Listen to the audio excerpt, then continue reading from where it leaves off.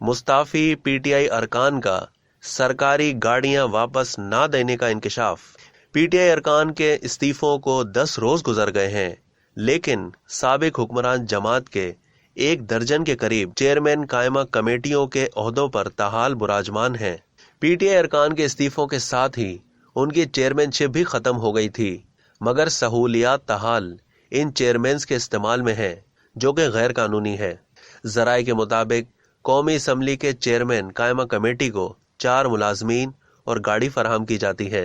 कौमी असम्बली की मिल्कियत गाड़ियां ताहाल पीटीआई के मुस्ताफी चेयरमैनों के इस्तेमाल में है। कौमी असम्बली सेक्रेटेरिएट ने गाड़ियों की वापसी के लिए जल्द इन तमाम साबिक चेयरमैनों और चेयरपर्सन से राब्तों का फैसला किया है। जराए के मुताबिक पीटीआई के मुस्ताफी चेयरमैनों चेयरपर्सन से गाड़ियां और दीगर जरूरी सामान वापस लिया जाएगा। कौमी असम्बली का स्टाफ इनके इस्तीफों के साथ ही सेक्रेटेरिएट को रिपोर्ट कर चुका है। अब तक के लिए इतना ही।